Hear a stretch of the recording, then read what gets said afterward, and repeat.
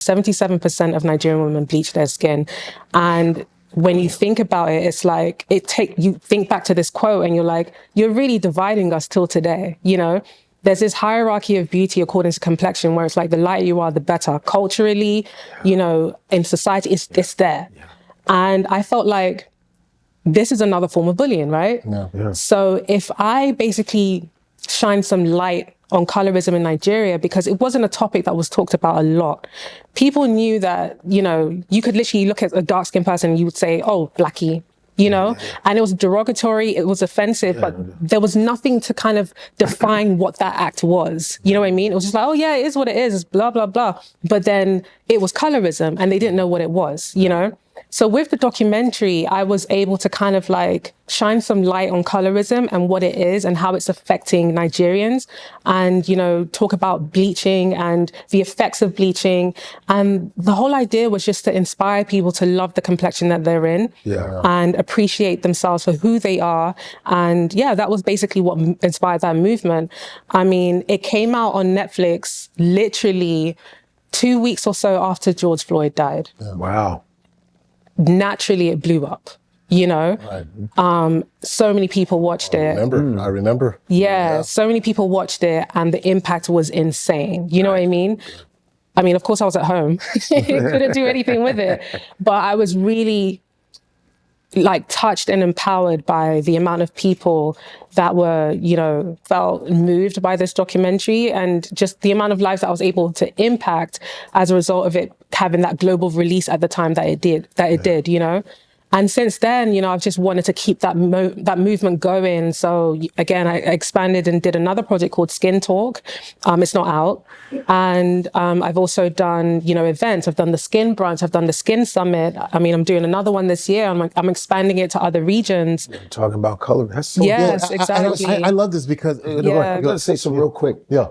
Because Ambi was around me. Ambi? Ambi was the light in Nigeria. They used the product Ambi. Right. AMBI. Okay. That was the popular skin lightening cream. Wow. I would, like my auntie, whatever, I would see it. I go, what the hell is this? Yeah. And Ambi was around. It's an old product. Wow. Like, Ambi. And I was like, a lot of Nigeria, you would see this in Nigerians' house. Like, oh, what the hell? There's that Ambi shit. And that was the skin lightening. It's crazy. And I wonder if the documentary changes the behavior, or is this so deeply rooted? Because I know, I'll tell you, even like for me on the personal side, I think, you know, you're seeing the bleaching, you know, in Africa, but there's a different type of bleaching that happens here in the United States. And that is the shame that comes even now. I think even more people are more aware. Like and I love my black women. Yeah. My wife is biracial, so she's lighter skin. And just even the amount of, well, why'd you marry somebody lighter? Right. So that your kids wouldn't come out too dark? No. That was never. Some people do that too, because I don't want my kids to come out too dark. Yeah.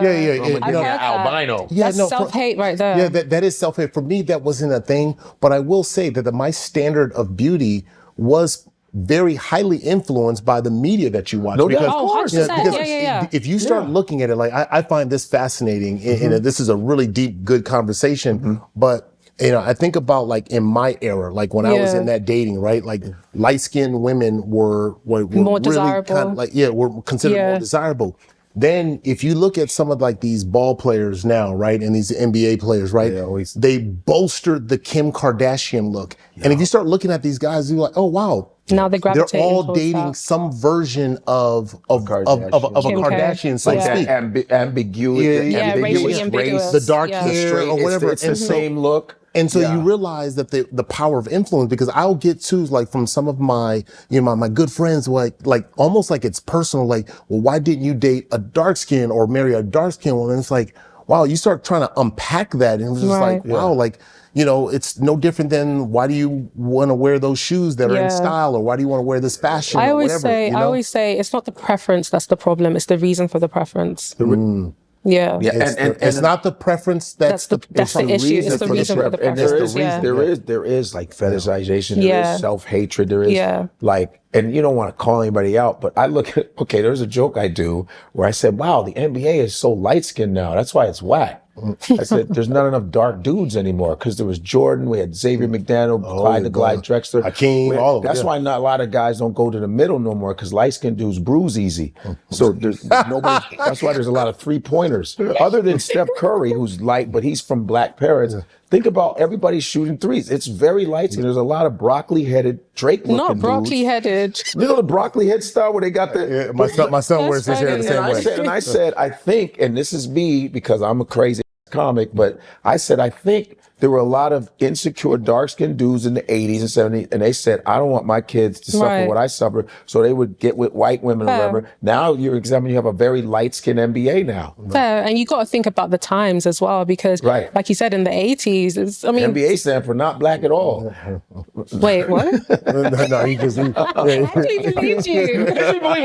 Can you believe it's called wait, not what? black at all? No, but seriously, when you think about, you know, society and the way we just kind of project a certain standard or image of beauty, it definitely affects how you view yourself. You know what I mean? And everybody falls to it because it goes beyond, but it also speaks to this power of it. Like I find little things like when I'm watching, I love like watching the guys come out of the tunnel for football games or coming off the plane or whatever. And you'll notice the sign of success is you got to have a Louis bag, you got to have a Louis belt, you got to have a Gucci something. Right? There's a particular way that you have to dress to show that I've made it. I'm a ball player. I'm like, where did this come from? It was an influence that just said, and so when you bring that over into race and think about how that was marketed, I'm going, oh wow, you know, like, and I've dated women from all different shades, but when I think about that, I'm like, wow, so much of how I dated, so much of what I saw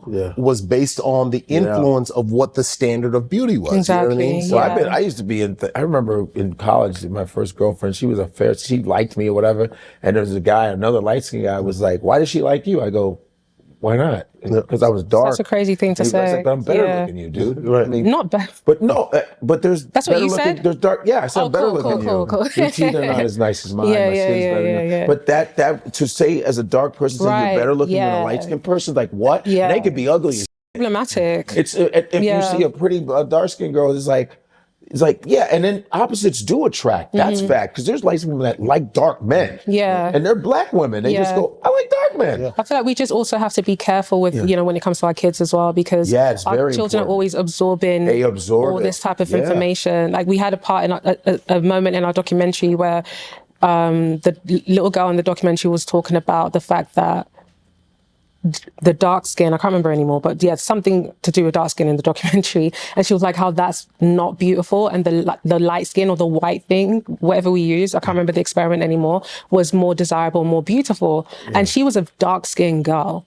She couldn't even understand why she felt that way. Were they doing any of the doll experiments? The doll experiment? Yeah, we had something similar to that, but it wasn't quite that. There was one experiment, it's famous. It's now, I love it because it's circulating on social media. And they show these dolls, these faces, and they go to the darkest and white kids, black kids, like, who's the meanest? And they go, point to the dark. Who's the smartest? Point to the white. And it's not true. It's happening all white, everywhere. It's all news, white, European, colonial.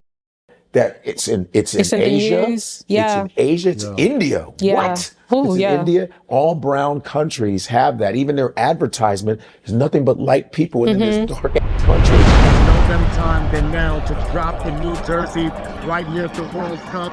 154 jersey, go get it. Bringing Africa around the whole globe. Ain't no place like home. Ain't no place like